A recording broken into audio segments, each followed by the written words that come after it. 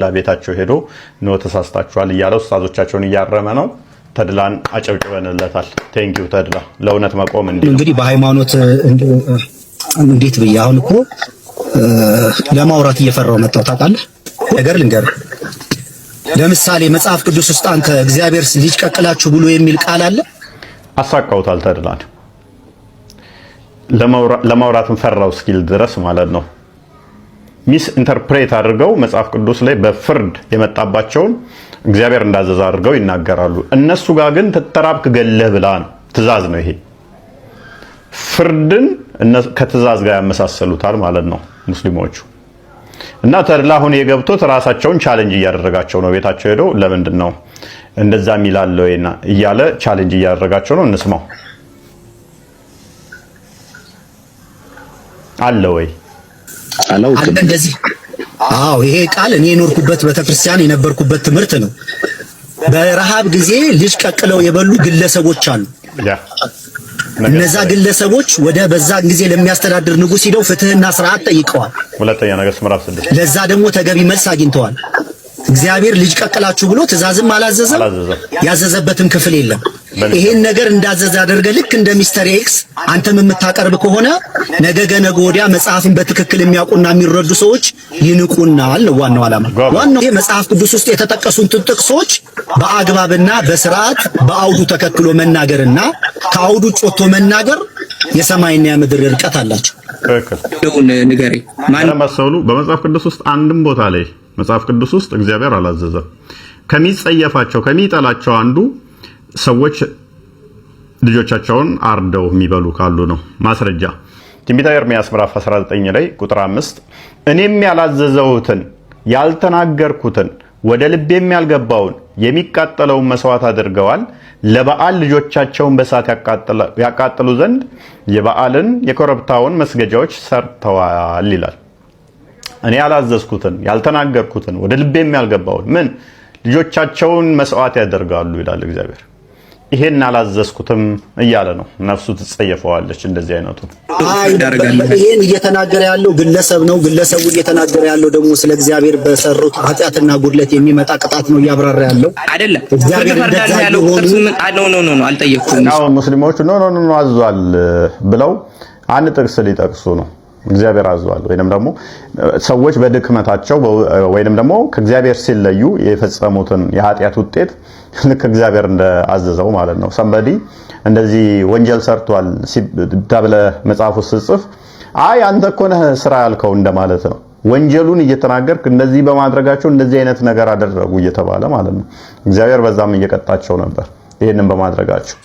ፍርድ አደርጋለሁ ያለው ማን ነው? አንተ እንደፈለክ እየተነኔ እኮ እንደምረዳው ነው የምነግርህ እኮ ያልጠየቅኩንም እንደ መጽሐፍ ቅዱስ እያይታችን ስለማይቀራረብ መቼም አንግባባ። ኧረ እኔ እይታ አይደለም የጠየቅኩ እዚህ ጋር ለቃሉ ታማኝ ሆነን ተናጋሪው በቃ ቦታ የለም ነው አንተ ይሁን የለም በጭራሽ በቃ እሺ ቆይ ስለዚህ ላሳይ ኖርማል አንተ ነግረኸኛል ግን አንዴ ኖርማል ግልጽ ስለሆነ ይሄ አማርኛ ስለሆነ ያው ታዲያ አውዱን ተከትለ ስታወራው ለሰዎቹ ባደረጉት ጉድለትና ባጎደሉት ነገር ላይ የመጣባቸው ጣጣና ቅጣት ነው እንጂ እግዚአብሔር እርስ በራሳቸው እንዲበላሉ መንገድ እየፈጠረ አይደለም።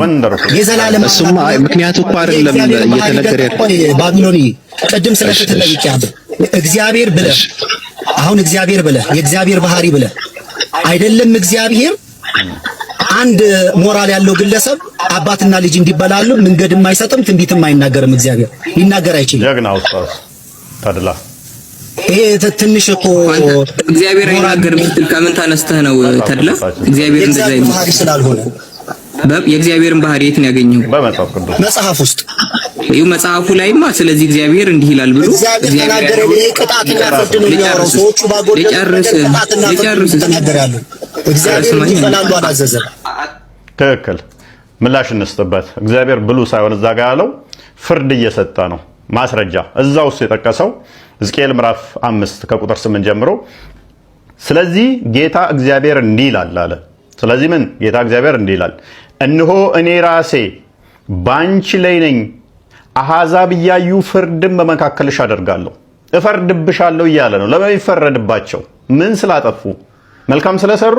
ኖ ስለ እርኩሰትሽም ሁሉ ያልሰራውትን እርሱንም የሚመስል ደግሞ የማልሰራውን ነገር እሰራብሻለሁ።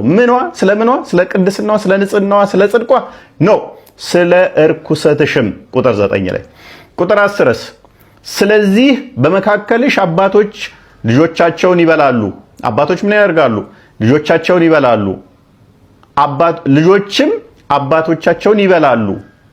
ፍርድን አደርግብሻለሁ፣ ከአንቺም የቀረውን ሁሉ ወደ ንፋሳት ሁሉ በትናለሁ። አባቶች ልጆቻቸውን ይበላሉ፣ ልጆች አባታቸውን ይበላሉ። እርክሰትን አድርገሻል፣ እፈርድብሻለሁ ብሉ እያላቸው አይደለም። እንዲህ ያደርጋሉ፣ እኔም ምን አደርግሻለሁ? እፈርድብሻለሁ። ቁጥር 11 ስለዚህ እኔ ሕያው ነኝና በእድፍሽ በርኩሰትሽ መቅደሴን ስላረከሽ፣ ስለዚህ በእውነት እኔ አነሳሻለሁ ይላል ጌታ እግዚአብሔር፣ ዓይኔም አይራራልሽም፣ እኔም አላዝንልሽም ይላል። ምን ስላደረገች? ልጆቿ አባቶቻቸውን ይበላሉ፣ አባቶች ልጆቻቸውን ይበላሉ። እርክሰትን አድርገዋልና መቅደሴን አርክሰሻልና ቅጣት አመጣብሻለሁ ይላል። አስቀድሞ ዘዳግም ምዕራፍ 28 ላይ ከቁጥር 46 ጀምራችሁ ስታነቡት ሙሉ ክፍሉን ሲጨነቁ ሲለያቸው እግዚአብሔር ማለትም ኃጢአት ሰርተው ለጣዖት ራሳቸውን አሳልፈው ሲሰጡ እንደዚህ አይነት እርክሰት ውስጥ ይገባሉ። እንደዚህ አይነት እርክሰት ውስጥ እንዳይገቡ ግን አስቀድሞ እግዚአብሔር ገና ከእስራኤል ሲያወጣቸው ወደ ከነዓን ሲያመጣቸው ያስጠነቀቃቸው እንዲህ ሲል ነው። ዘዳግም ምዕራፍ 12 ከቁጥር 31 ጀምሮ እግዚአብሔር የሚጠላውን ባህሪው አይደለም ብሏል። ተድላ ወንደርፉል የእግዚአብሔር ባህሪ ከሚጠላቸው አንዱ ልጅን ማረድና መሰዋት ነው። ማስረጃ ዘዳግም 12 ቁጥር 31 ላይ እግዚአብሔር የሚጠላውን ርኩሰት ሁሉ እነርሱ ለአማልክቶቻቸው አድርገዋልና ወንዶችና ሴቶች ልጆቻቸውን ደግሞ ለአማልክቶቻቸው በእሳት ያቃጥሏቸዋልና አንተ ለአምላክህ ለእግዚአብሔር እንዲህ አታድርግ። እነሱ ምን ያደርጋሉ? ወንድና ሴት ልጆቻቸውን ያርዳሉ። አንተ ግን ለአምላክህ እንዲህ አታድርግ። እኔ የማዝህን ነገር ሁሉ ታደርገው ዘንድ ጠብቅ። ምንም በእርሱ ላይ አትጨምር፣ ከእርሱም አትቀንስ። ስለዚህ እነኛ ልጆቻቸውን የሚያርዱ ለጣዖት የሚሰዉ ይህን አላዘዝኩትም፣ ነፍሴ ትጸየፈዋለች። ይሄም የሚያደርጉ ካሉ ደግሞ ቅጣት ይበላቸዋል፣ መርገም ይመጣባቸዋል፣ ፍዳን ይቀምሳሉ። ምክንያቱም እርሱ ያላዘዛቸውን አድርገዋልና። በመጽሐፍ ቅዱስ ውስጥ ያለው ስትራቡ ሂዱና ብሉ የሚል ሳይሆን ከእግዚአብሔር ፍቅር እቅፍ ሲለዩ እሱም ማምለክ ሲተውና ጣዖት ማምለክ ሲጀምሩ ልጆቻቸውን አርደው ይበላሉ።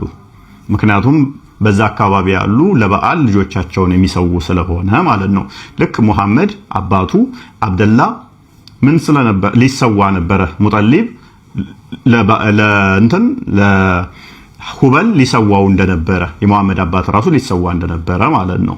ስለዚህ በመጽሐፍ ቅዱስ ያሉ ሰዎቹ ከእግዚአብሔር እቅፍና ከእርሱ ትእዛዝ ሲወጡ ልጆቻቸውን ለጣዖት ይሰዋሉ። እግዚአብሔር በዚህ ደግሞ ይቀጣቸው ይፈርድባቸው ነበር። ስለዚህ ሰዎች ያደረጉት ጥፋት ወይንም ደግሞ እንደዚህ ካደረጋችሁ እንደዚህ ይሆናል የሚለው እግዚአብሔር ብሉ የሚል ትእዛዝን አያስጨብጥም። እሱ ከሚጸየፈው ከሚጠላው አንዱ ነፍሱ የምትጸየፈው የሚጠላው ልጅን መሰዋት ነው።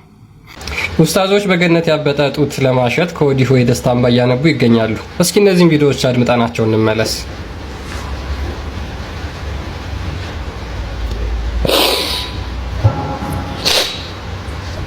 አነ ሑረል ዒን በጀነት ውስጥ ያለው ሑረል ዒን ወደ ባሏ በምትመጣበት ጊዜ ለጀነት ሰዎች አላቸው ጡታቸው ጉች ያሉ ሴቶች አላቸው አለ አላህ። እኔ አላልኩም፣ አላህ ነው ያለው። መጥታ የሳመችው ጊዜ በለስላሳ ሰውነቷ ያቀፈችው ጊዜ ደስታ በደስታ ይሆናል። የማይፈርድ የማይሟሟ የማይወርድ የማይጎል ዘላለም ያበጠ ጡት አላቸው። በነካኸው ቁጥር ያስደስተሃል ያ ረቢ አላህ።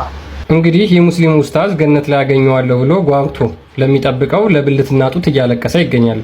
ምድር ላይ ለሚስቶቻቸው ለእናቶቻቸው ወይም ለእህቶቻቸው ሲያለቅሱ የማይታዩ ሙስሊሞች ጀነት እናገኛቸዋለን ብለው ለሚያስቡ ጡታቸው ላበጡ ቂጣቸው ለተወጠሩ ሴቶች ሲነፋረቁ ማየት እውነት ለመናገር ምድር ላይ ለሚገኙ ሙስሊም እህቶችና እናቶች ስድብ ነው። ምክንያቱም እናንተ ከነሱ በላይ አታስደስቱንም ብለው እየተናገሩ ስለሆነ ማለት ነው። ይህ አይነት ገነት ራሱ አለ ብሎ ማሰብ አጋንንታዊ ነውና ከዚህ አጋንንት አስተምሮ ሙስሊሞች ብትወጡ የተመረጠ ነው። أن حور العين لجنة استنو حور العين ودبالوا بمتمطربت ጊዜ ለጀነት ሰዎች አላቸው ቁታቸው ጉቻም ሴቶች አላቸው አለ አላህ። እኔ አላልኩም አላህ ነው ያለው። መጥታ የሳመችው ጊዜ በለስላሳ ሰውነቷ ያቀፈችው ጊዜ ደስታ ይሆናል። የማይፈርድ የማይሟሟ የማይወርድ የማይጎል ዘላለም ያበጠ ጡት አላቸው። በነካኸው ቁጥር ያስደስተሃል ያ ረቢ አላህ።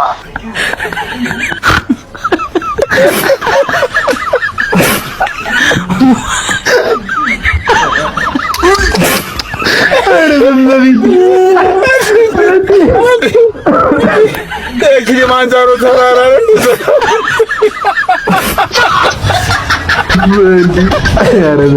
አንተ ስክ ብሎ ያለቅሳል ታውቃለህ።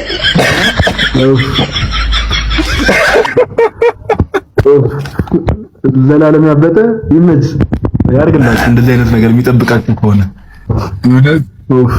አባታችን ይቀጥሉ።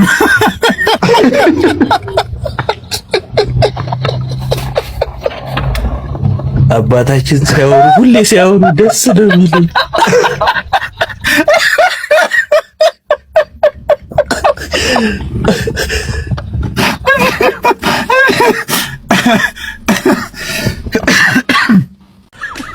የጀነት ሴት እኮ አሉ። የጀነት ሴት የተባለው ሑረል ዐይንን ነው፣ ሙስሊሞቹን ሴቶች አይደለም። ላ እናንተ ሌላ ሊብል ላይ ናችሁ። የእናንተ ሊብል ይለያል። ሐታ ሑረል ዐይን እንኳ ነብዩ ሰለላሁ ዐለይሂ ወሰለም ሲነግሩን ወለነሲፉሃ ዐላ ረእሲሃ ኸይሩን ሚነ ዱንያ ወማ ፊሃ። የጀነት ሴቶች እኮ ፀጉሯን የምታስርበት ወይ ደግሞ ጭንቅላቷን የምታስርበት ሻሽ የምትጠመጥመው ሻሽ እንኳን ኸይሩን ሚነ ዱንያ ወማ ፊሃ፣ ዱንያና በዱንያ ውስጥ ያሉ ነገሮችን በአጠቃላይ ሰብሰብ አድርገህ አንዷ ሻርፕ ብቻ ትበልጣታለች አለ። አይገርምም? ያ የተባለው ደግሞ ሑረል ዐይኖችን ነው። ቁም ነገር ግን ይሄ ጤነኝነት ነው? ገነት ገብቼ የአዳም ዘር ካልሆነች ሔዋን ካልሆነች ፍጥረት ጋር ወሲብ አደርጋለሁ አገባታለሁ ብሎ ማሰብ ግን ጤነኝነት ነው? መሐመድ ግን ጤነኛ ነበረ? እውነት አላህ ይሄንን ብሎታል? 72 ሆረላይን በቀን 100 ድንግል መበጠስ ሊያውም ሔዋን ካልሆነች ጋር አዲስ ፍጥረት ከሆነች ጋር እንዴት ይሄ እውነት ሊሆን ይችላል? እውነት አላህ ይላል ይሄንን? ጌታ ኢየሱስ ክርስቶስ በሉቃስ ወንጌል ላይ እንዲሁም ማርቆስም ማቴዎስ ላይም አለ ትንሣኤ ሙታን የለም ብለው የሚያምኑ ሰዱቃውያን ጥያቄ ጠይቀውት ነበር። እንግዲህ በዘዳግም ላይ አንድ ሰው ዘሩን ሳይተካ ከሞተ ወንድሙ ዘሩን ያስቀጥላል። ያንን ህግ ይዘው ጥያቄ ጠይቀውት ነበር ጌታ ኢየሱስን ሉቃስ ወንጌል 29 ላይ። እንግዲህ 7 ወንድማማች ነበሩ። የፊተኛው ሚስት አግብቶ ልጅ ሳይወልድ ሞተ፣ ሁለተኛው አገባ፣ ሶስተኛውም እንዲሁ 7 ደግሞ ልጅ ሳይተው ሞቱ። ከሁሉም በኋላ ሴቲቱ ደግሞ ሞተች። እንግዲህ 7ቱ አግብተዋታልና ሴቲቱ በትንሣኤ ከነርሱ ማናቸውን ሚስት ሚስት ሆናለች ብለው ጠየቁት። እንግዲህ አሁን አላህ ምንድነው ለዚህ መልስ የሚሰጠው? እንግዲህ አስቡት፣ አንድ ሴት ምድር ላይ ሆና 7 ወንዶች አግብታ ነበረ፣ ሲሞቱባት እያገባች ማለት ነው። በጀነት የማት ሆናለች። እንግዲህ አስቡት። ጌታ ኢየሱስ ምን አለ? ኢየሱስም መልሶ እንዲህ አላቸው፣ የዚህ ዓለም ልጆች ያገባሉ ይጋባሉ፣ ያን ዓለምና ከሙታን ትንሣኤ ሊያገኙ የሚገባቸው እነዚያ ግን አያገቡም አይጋቡም፣ እንደ መላእክት ናቸውና ይላል። ስለዚህ በመንግስተ ሰማያት ማግባት መጋባት አዲስ ፍጥረት ምናምን የሚባል ነገር የለም። ተርመዚ 1663 ላይ አላህ ሻሃድ ለሚሆኑ ሰዎች 6 ነገሮች ቃል እንደገባላቸው ከዛ ውስጥ አንዱ 72 ሆረላይ ሚስት እንደሆነ ማለት ነው።